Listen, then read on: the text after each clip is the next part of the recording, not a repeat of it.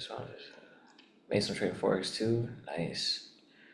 How does taxes work being a day trader? You'll get a form at the end of the year, and you just give it to our TurboTax or whatever. They'll ask you for it. All right. So the trade I took today for calls. So you can see here we have on a higher time frame we're going to be bearish still. Lower time frame, like 15-minute, we're bullish. We had this huge push up to take out, to give us that shift. So all I did is just throw a 007 zone on here like that. And then on what time frame was it? Wait, 6:30. Oh, it was over here. Yeah, so through 007 zone on a higher time frame. One of these was like a first low or something like that. So I was looking for the break of that and then a push higher. And then my target was this supply zone up here.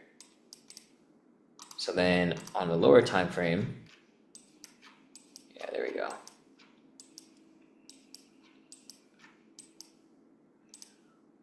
Once we got that push down, and as soon as we started leaving, then that's when I bought and then waited for price to hit the supply zone and I exited.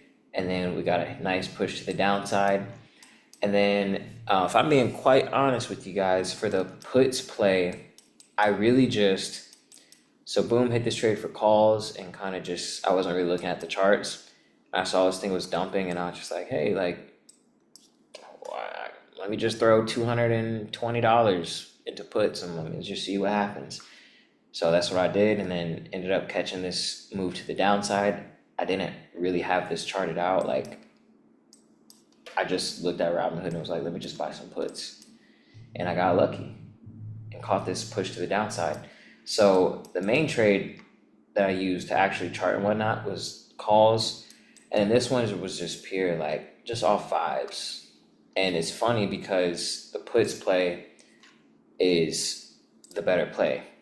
311% return, whereas the first one was 48%. And if you just do the math with this, I put say $1,100 in this trade just to make 548. This one here, I put $226 in to make 704. So trading is funny sometimes. I swear it's when you don't care, that's when you get crazy results. When you do care and you put in a lot of effort, the market don't be vibing with you like that.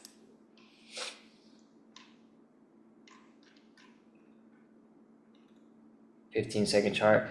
Yeah, so the only reason why I just went to the lower time frame like this, it's not for charting purposes.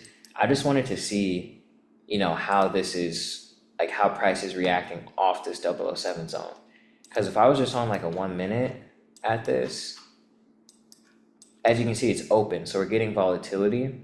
So after we, push down, push up, my entry would probably be much later because I wouldn't have been able to see that price is giving us a reaction here because a 1 minute candle wasn't fully closed.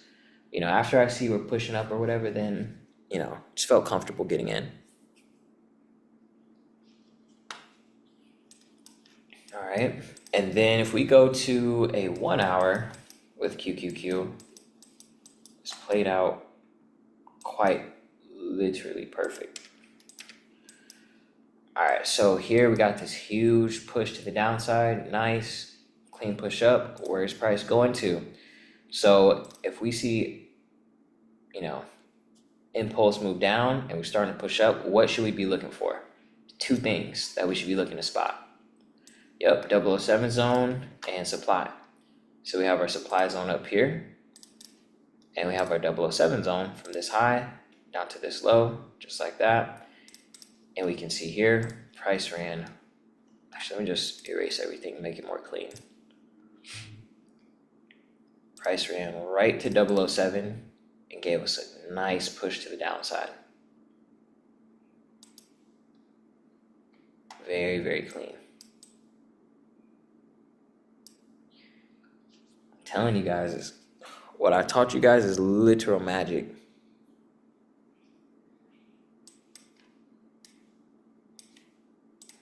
To put entries right here off supply, this would have been an amazing risk entry.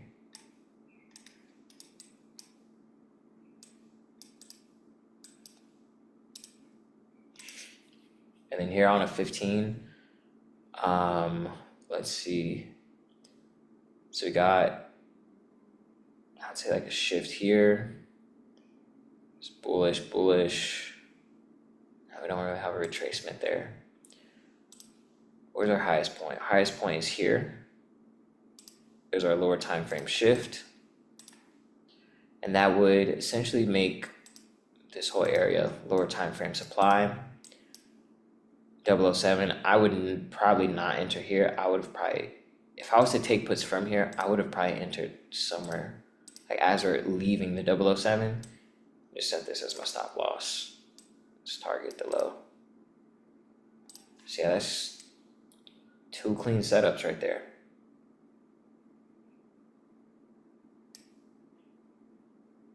Does everyone see that?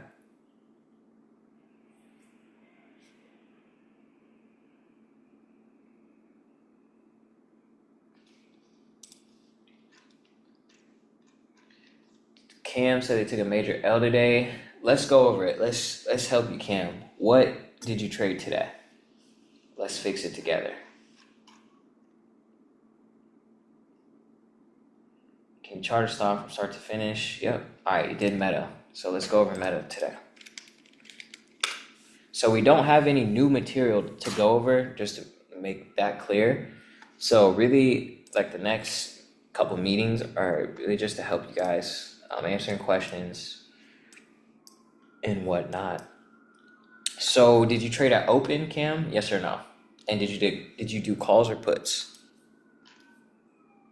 All right, so you did open and you did calls. All right, let's go for it.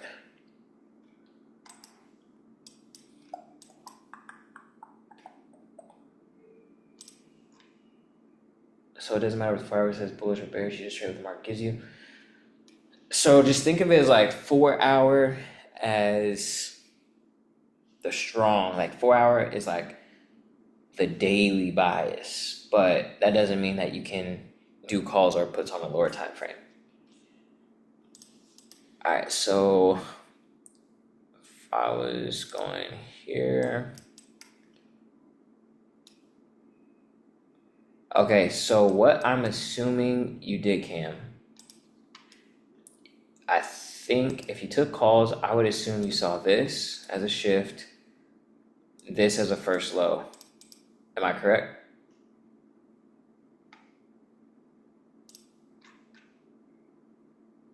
Yeah, I know I can read your mind. Okay, so there's a first low. Let's go down to 5. Now where's open? Okay. Let's go back to a 15. All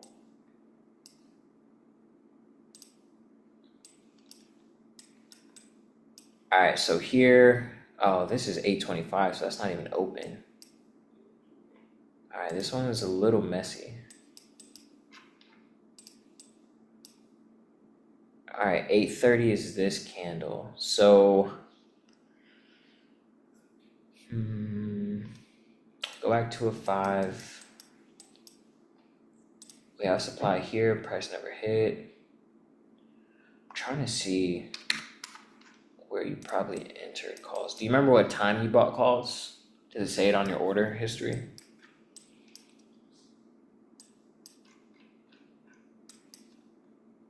Actually, it might be easier if I take this off.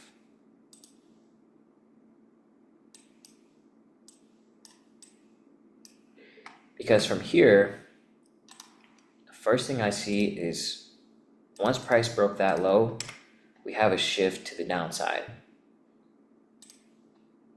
So from here, I would probably maybe throw 007 zone. on it like this. And technically from this range to here is bearish.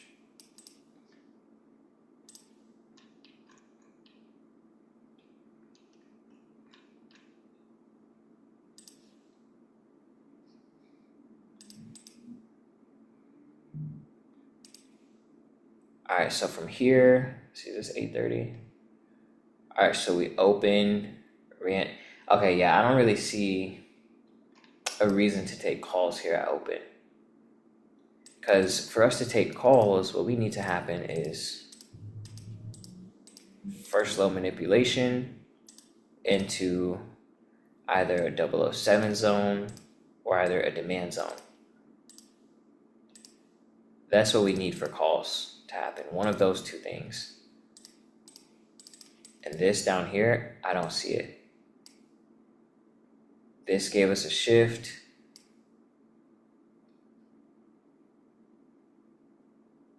We already got our first low manipulation earlier.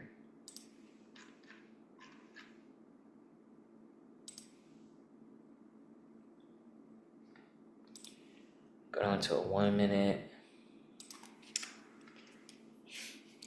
Yeah, so even right here at 8:30, price is already high. So we're not pulling back towards anything. So if we were just to look at a 1 minute, we know this push up is still within a bearish range. So that's bearish. And then we get a structure break to the downside. Yeah, I don't see any reason for calls here. Someone asked for my meta trade of last week. Let's see if I can pull it back up.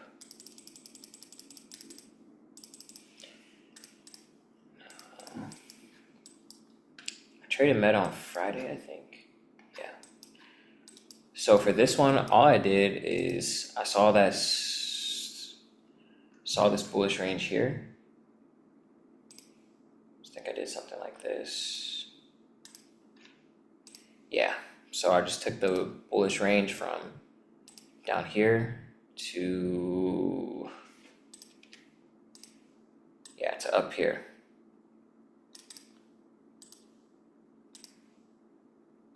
Just like that. Then his price came down to 007. And we left. Then I took calls and just caught this 3 minute trade. And then I just got out.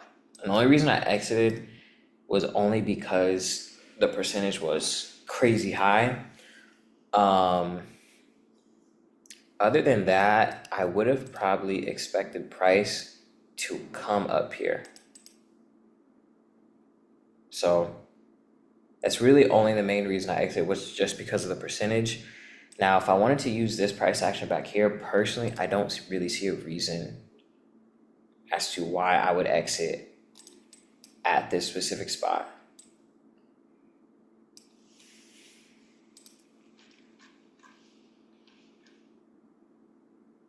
Nope, 007 is not demand. Yep, let's go to SPY.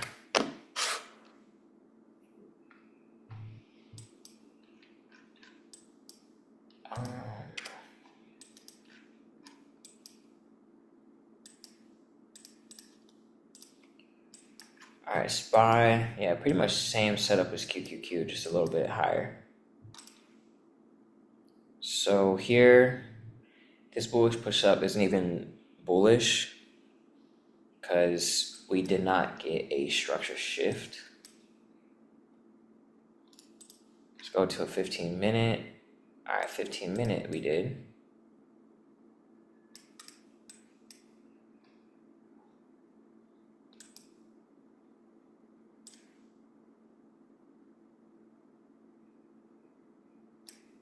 Now let's throw this.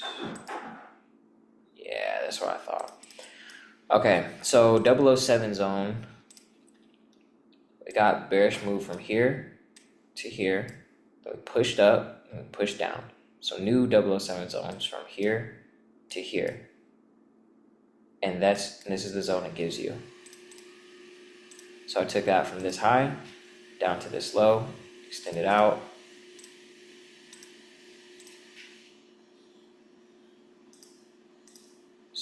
from that point to this point. So price ran up to 007. Then from here we could go down to a lower time frame, and we can see price is kind of swindling down. See, that's 830. Let's go down to a 5.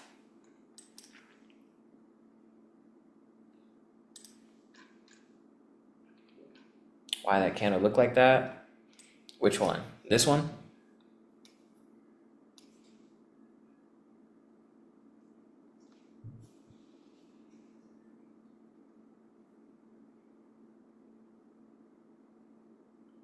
Would there be a demand zone in this instance? So on this time frame, our demand zone, since we do have this push up, I would probably just use kind of like this whole area. We can see here, it got invalidated. Now for here, do I see a legit entry for puts right at open? Personally, not necessarily. Because if I'm looking at this on a 15-minute, like yes, higher time frame, we are bearish, but if I'm looking for a spot to go bearish from, I don't really see that yet. Because this is bullish. All that is just a 15-minute bullish range until we break this low. If I go to a 10, 20, 25, 30. Yeah, I still don't see any reason. So let's just look at this later. So then here we get a push. Yeah, I don't really see. Yeah, it's really just one of those things where it's like if you caught it, you caught it. I don't really see a clean entry for puts on SPY for this morning. So if you caught SPY puts just like at open, kudos to you, because I don't really see a clean entry like QQQ. Like QQQ had a good entry.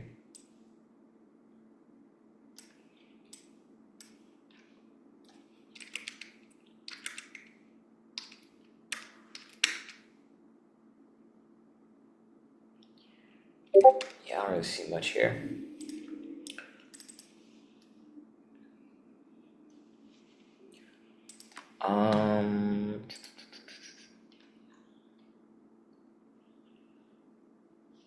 Oh, the fib.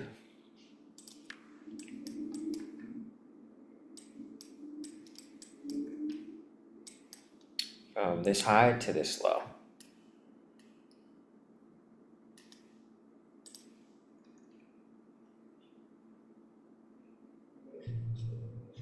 What tool you're using to see where your stop loss is going to try to play? This is the short and long position. So short position, the gray is your stop loss, and it's just for illustration purposes. Then blue, or the bottom is your target, and then long position is the same thing but just upside down.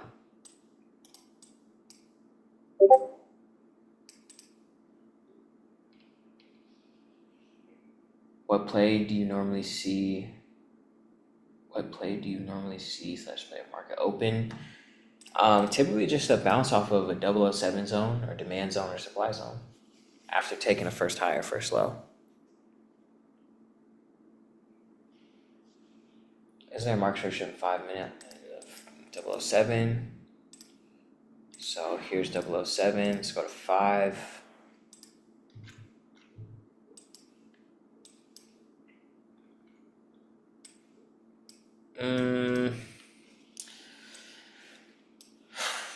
This one, I mean,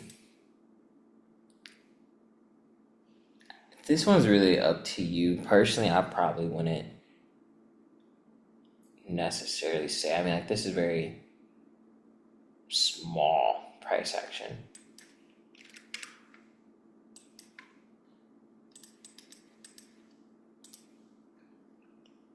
Do you play 007 off the puts? Yeah, so the only reason why that wouldn't necessarily have worked today is because price ran up here on Friday.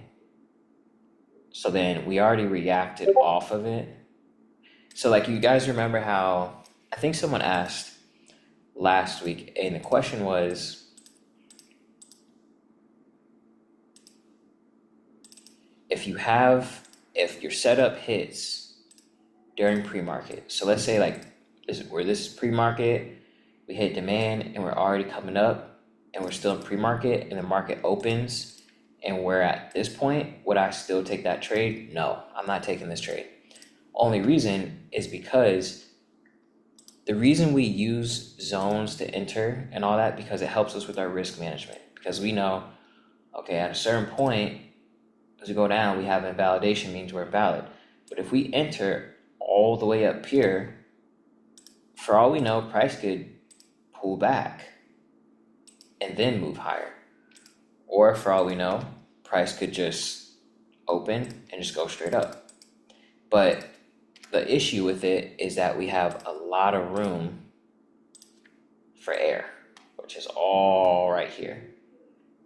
So if price isn't reacting off the zone when I'm looking like right off open or whatever, I'm just not taking it. So if all this was today's price action, yeah, a good entry would probably be like here. Just like that. You can target however low you want. But since that already played out pre-market, and our best entry for today, if you would have caught it, would have been all the way down here, I wouldn't have taken that, to be honest.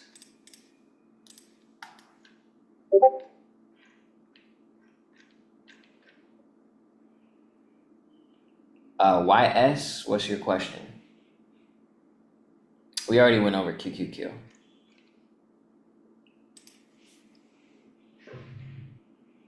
Will you do one and replay to see how it play out? Sure. Do the one from today. So here, once again, 007.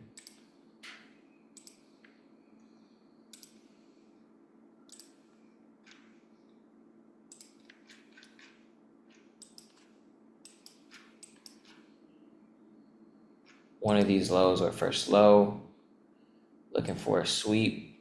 So then for me,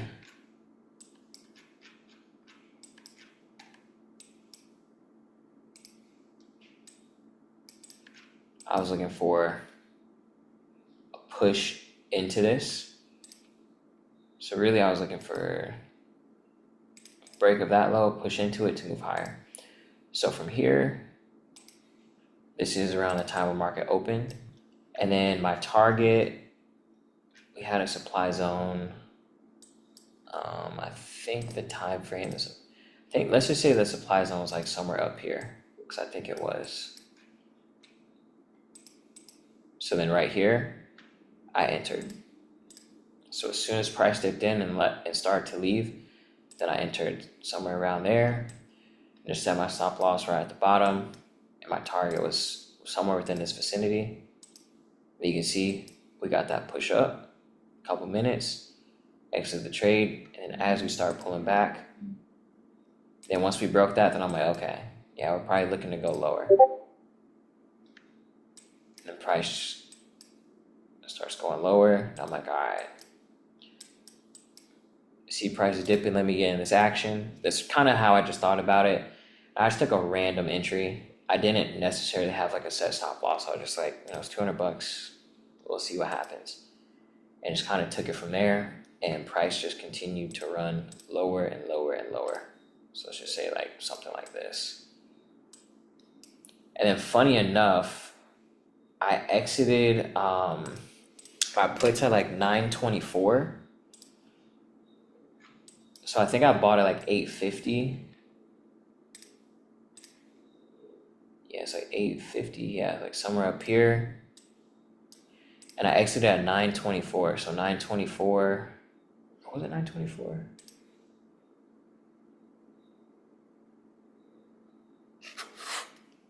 Let me check. Oh, 904. That's what it was.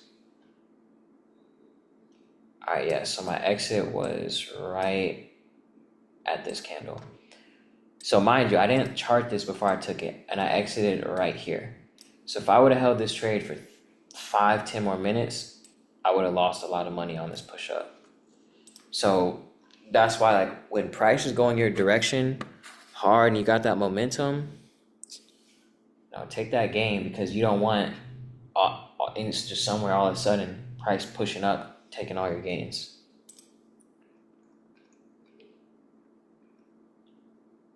So say if we draw 007 zone on 15, could we use it 5 minutes to trade? Yes. People ain't been showing up, gonna wonder where the meetings are next week. No, they'll all still be in the same place. Where'd you earn your fib on this one? So from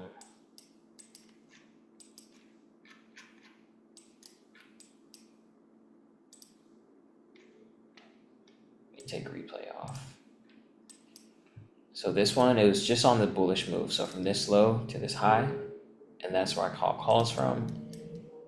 And then from this high to this low to there. You buy a contract, you buy the cheapest one, price target. Yeah, so as I said last week, you just buy, so here I'll post a picture in the chat for you so you can see what I'm talking about. So let's see, let me find a random stock.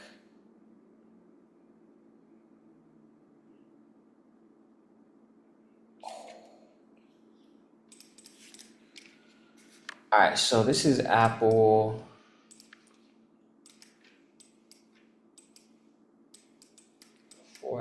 Let's go to a 1 hour.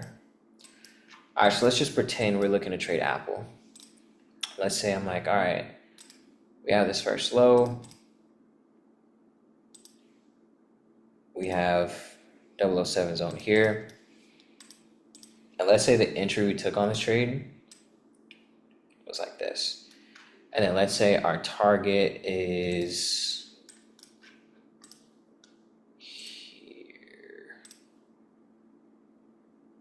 let's say our target is like this area here. So we're looking to target like 253 with the entry at 245. So this is what we're looking for. So something like this hypothetically. This isn't a trade I'd actually take. But if this is a trade we're looking for, and we go to Apple, and we go to trade options, and we click on the closest expiration date we have. I'm gonna post this screenshot. Actually, I can send this to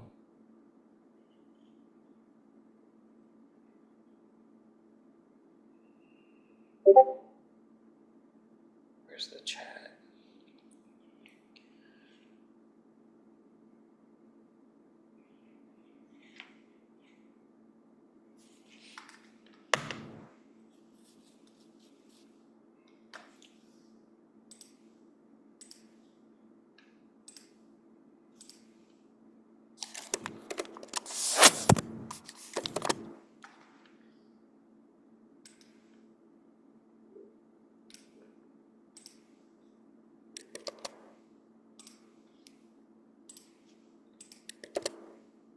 All right, can you guys see the option chain?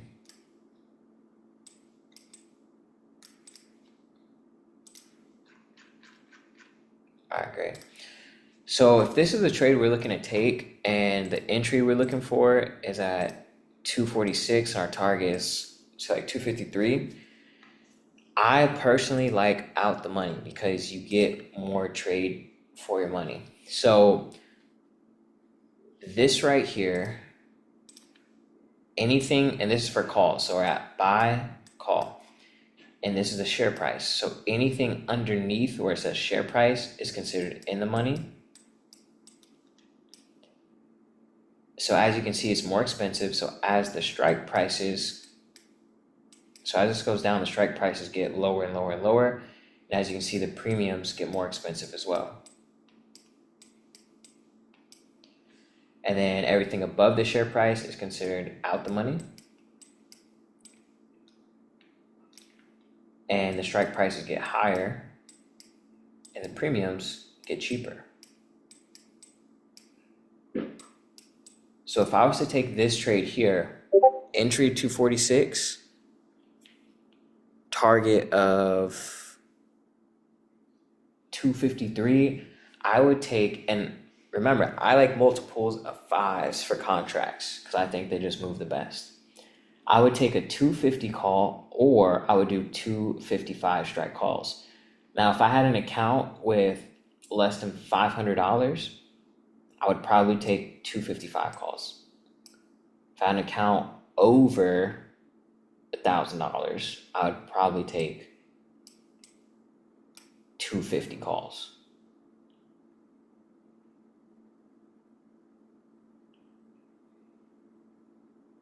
So that's kind of how you pick, or that's how I like to look at contracts.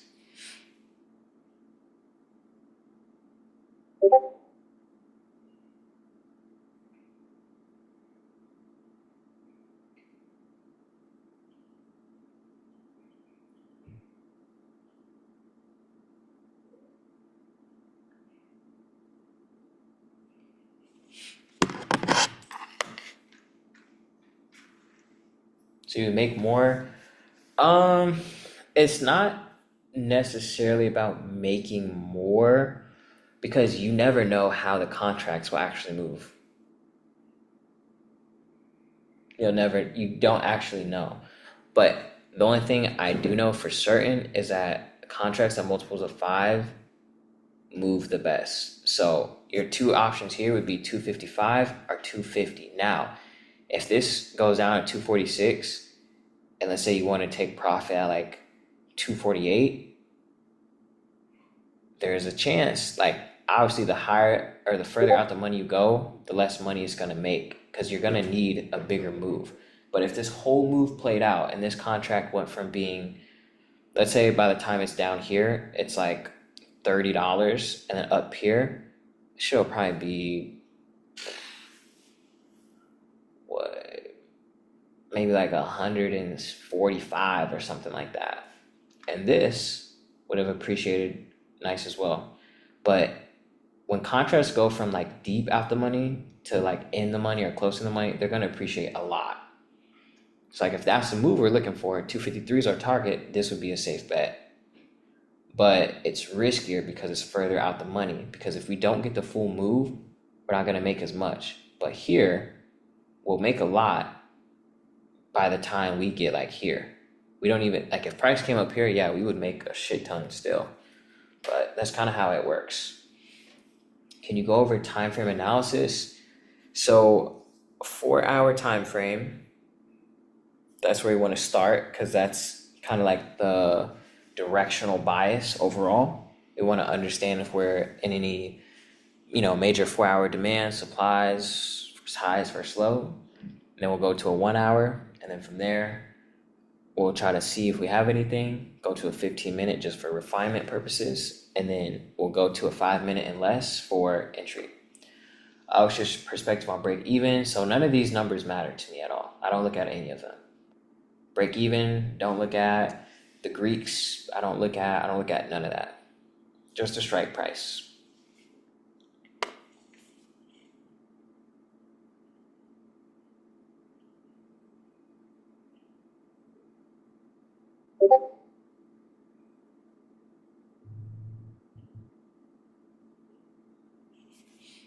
Can you go over this today? Yeah, it's probably going to be the same as QQQ and SPY because it's literally the same thing.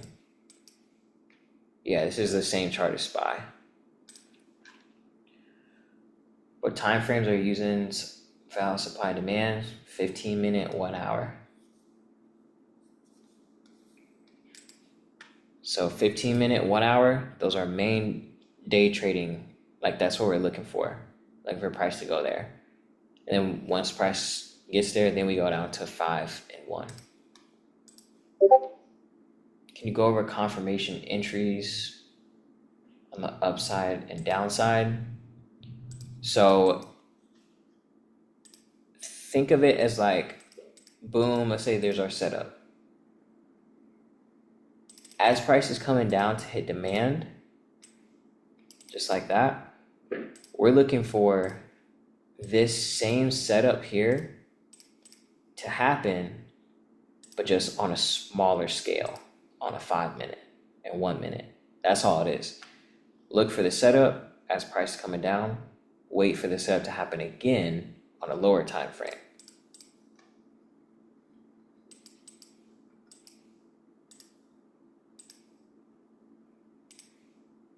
Oh wait. Yeah, just like that.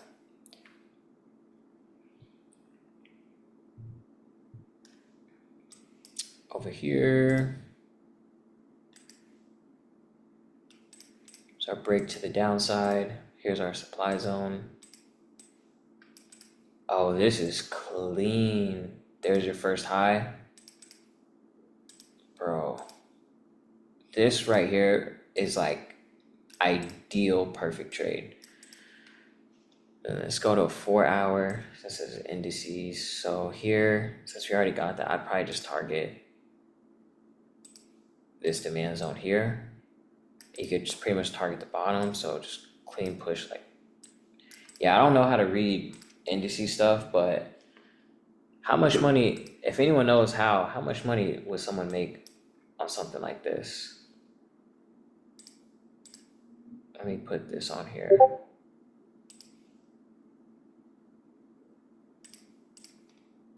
That's 86.5, whatever that means. This is 8.5.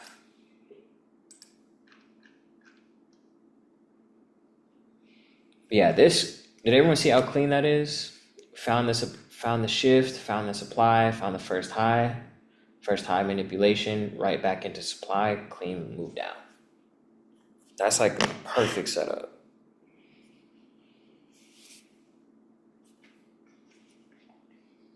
So it did confirmation on the time frame. Let's see, go to 1 hour. So technically, this entry would be a risk entry because we have that supply zone setting up first high, tap it, then we go. Now, if we wanted to look for a confirmation entry, then we would go down lower and see if we have anything here. So we hit supply and we're in a bullish range, and then we make a structure break to the upside here. We're still in a bullish range from this low to that high. We make a new high here. So technically this low to this high. So once price broke there, there's our shift. And that shift came from this push down. So now let's go to a 1 minute.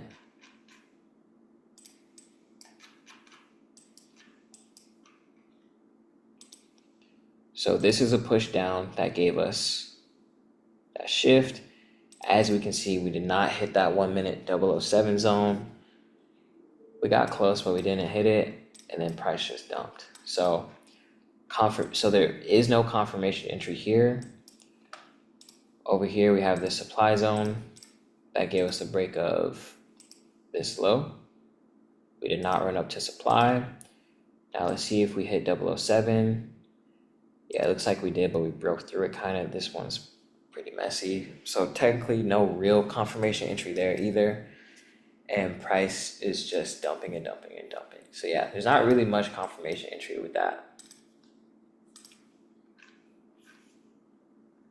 4,301 contract. Yeah, I don't even know what macro. I don't know what all that stuff is. So you take entry on 5 minute. Like that's what you would look for. So like the way I do it, like once price goes to my zone, I'll go to like a 5 minute, 1 minute or whatever and just look for price to push out of it. Then I'll enter. Cause I trade off open. So I'm not really looking for confirmation entries, more so risk.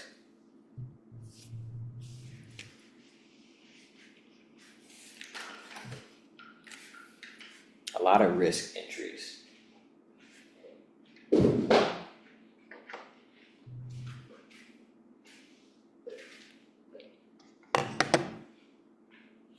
right. What other questions do you guys have?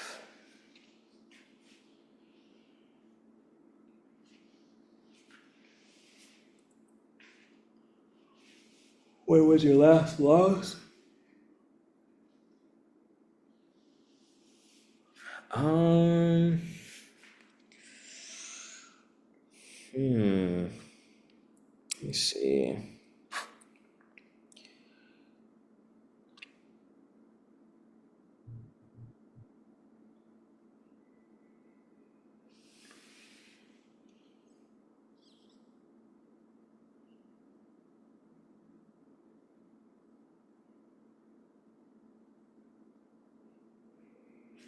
Oh, I think, yeah, so Thursday I took a trade and I lost like $100 or something like that. He said forget the That's funny. Alright, can you try Netflix? Yeah. Alright, so from our chart that we did before, looks like Netflix is headed to this first low here.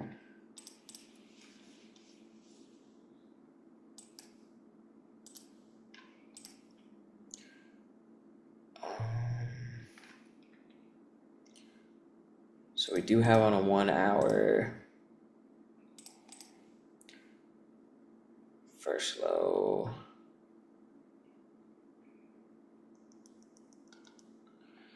Yeah, I'd probably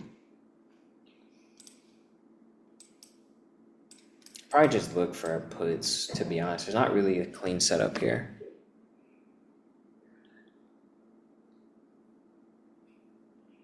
I don't see a clean setup.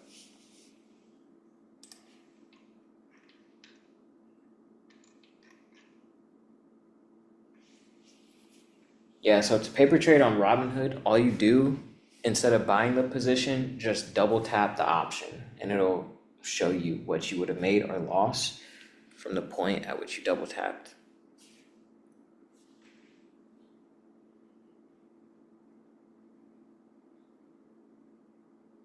How can you identify good or bad price action so easy? Man, I've been looking at charts every day for years.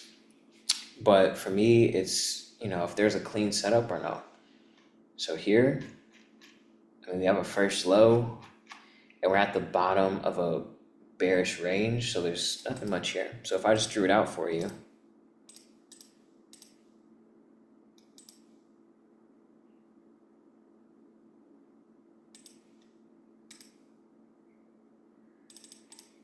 so if price is at this point here, there's not really any setup. There's no trade for us to take because we need structure to play out. So we would look for maybe structure break to the downside, then maybe a shift, first low, manipulation and whatnot. But yeah, we're just right here within it.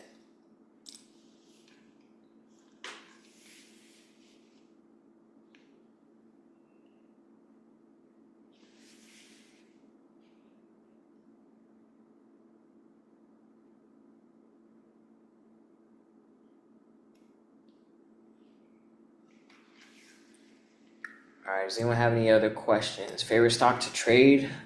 I would say I don't really have a favorite, to be honest, because it switches. Like, I think it was last week or the week before, QQQ was trash. I don't like trading Tesla much, or Meta. I really never trade Meta often, but Meta did me well last week. So yeah, I don't have a favorite one.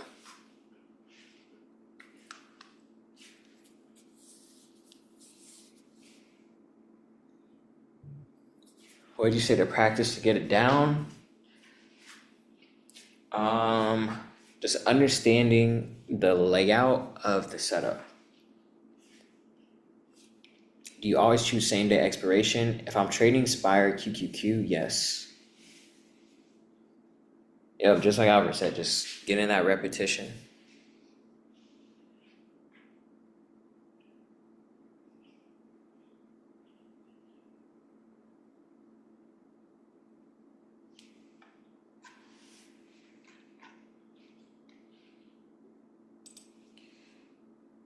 All right. So yeah, you guys been making good progress. And everything's gonna like, if you guys have questions or whatever, just feel free to ask in the chat and whatnot. Because we do have some, you guys have a lot of potential. You just gotta, actually tap in and use it. You really do.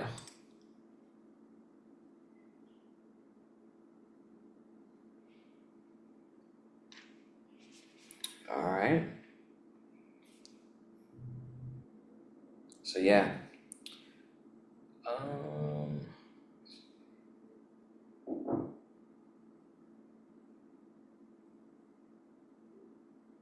right. Would you rate this mentorship on a scale from 1 to 10?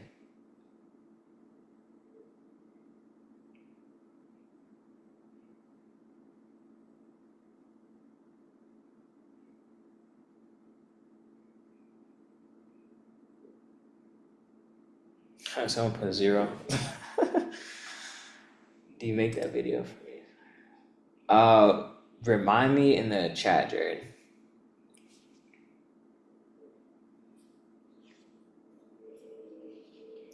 All right. Let me see. Other than that, I'm trying to think if I'm forgetting anything. Oh, also another thing that I will say is, so like some mentorship groups in the past, after so basically what will happen is, boom, mentorship is over. Now, the only thing that is technically, like what I mean by it's over, is our scheduled meeting. So like we're not going to be meeting Monday, Tuesday, Wednesday, and whatever days JT has her meetings. So there won't be like set consistent Zoom meetings anymore, but everything else will still be there. So like the videos, the chat, and all that stuff. So make sure to stay active in the actual Discord chat, because some groups, once the mentorship is over, they're not active at all. And then that's where a lot of people start struggling, because then everyone just goes independent. And then no one's asking questions. And then everyone's like, whatever. No call outs. No, you don't need call outs. No, this is not the last meeting.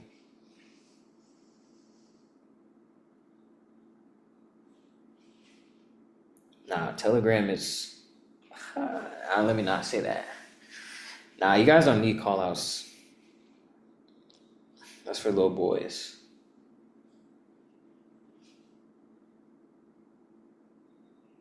It's work for Forex too? Yeah, Forex, crypto, anything. No Diddy, Alfred. Yeah, and I mean, once you get all this stuff down, I'm telling you guys, like, you're already better than a lot of people that are mentors, that promote trading mentorships and all that stuff on Instagram. It's very funny to see. Like, some people hop on Instagram and be like, oh, I'm a trading mentor. But they're not real about it. Any tips on getting better, looking for opportunities on market open? Like, once you have the setup, like, once you understand what it looks like on the charts within different time frames, you'll just look at a chart and you can just see it there. So just get that repetition in. Can you raffle off your P90? I could. It have to be for a good price so I can buy another one. And let me see what we got. 76 people in the Zoom. Our first meeting we had 190 people. So 120 people aren't here. So just think about all the people that haven't been consistent with showing up to the meetings.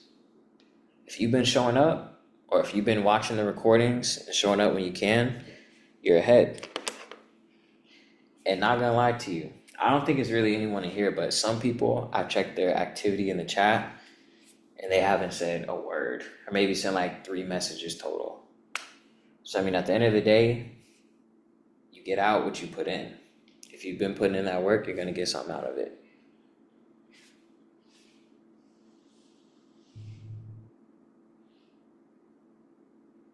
Yeah, I mean, other than that, oh, you guys see the reels I'm posting now?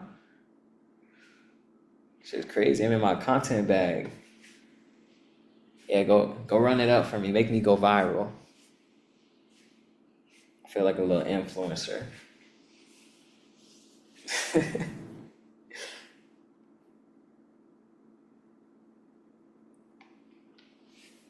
Yeah, no, I need a reel to hit like 200K views and like 5,000 shares, and I'll be happy.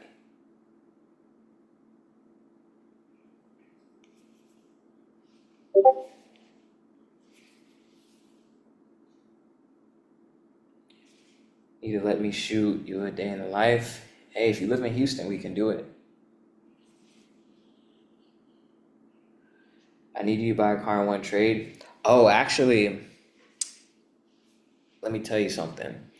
So back in 2022 to like mid 2023, because you guys see the trades I'll take. Like I put in, 1,000, 2,000, 3,000, 5,000, whatever, but I'm not trading with anything crazy anymore. So, and this just goes back to psychological stuff. So back in 20, I'd say like the last 6 months of 2022 up until like mid 2023, I used to trade with like 25, 30, 40K in a trade. And as you guys know, when you take a trade, you're taking on risk.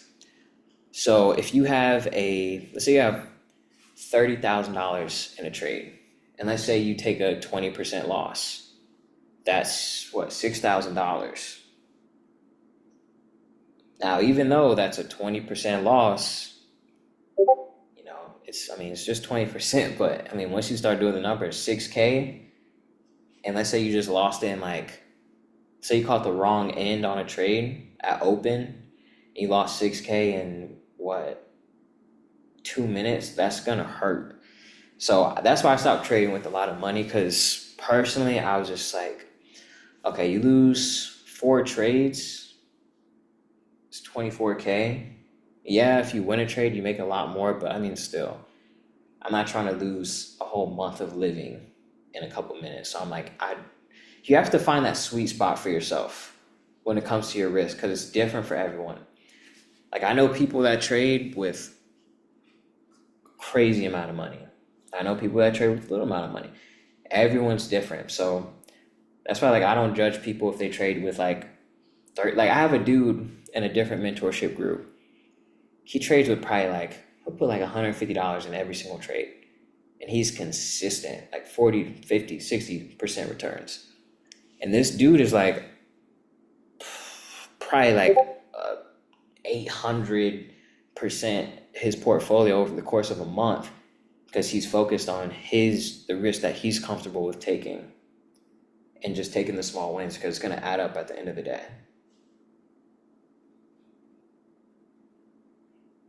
Is there a way to show proof of income by trading? Yeah, so what you'll do is you can either, so the document that Robinhood or whatever brokerage will send you, you just give that to like TurboTax or a CPA or accountant, whatever, and then that'll be listed towards your like personal income.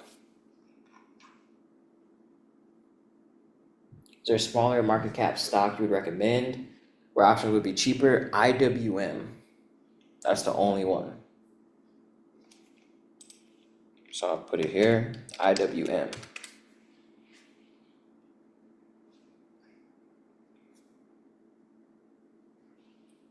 No, I do not do taxes, even though it seems like everyone started doing taxes 2024. Don't trust anybody just to do your taxes also. Don't trust random people. But yeah, it's pretty much everything I got for you guys. If you want to stick around and ask some questions, I'll stay on for a few minutes. It can be questions about anything. And other than that, I will see you guys tomorrow.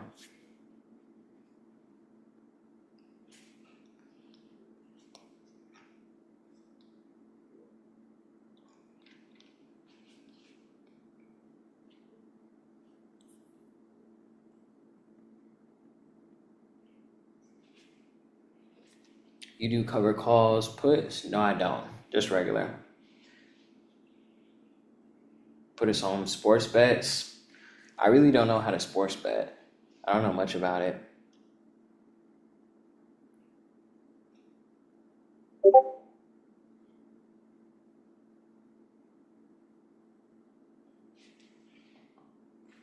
Is there anything besides structure that makes you not want to trade, like news, strength, weakness? Yeah, like if we'll have news,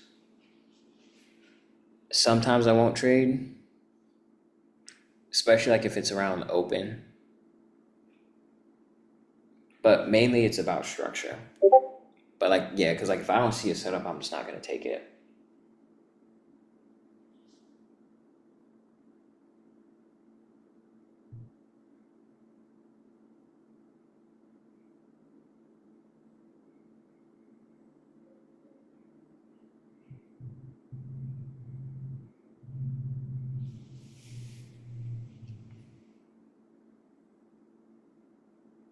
All right, so it looks like we don't have any more questions. So I will see you guys tomorrow. Oh, what is one thing common with your losses? Why did you say? It's just price going the opposite direction. Losses are inevitable. But yeah, so I'll see you guys tomorrow. Make my reel go viral, please. I need it. All right, I'll see you guys.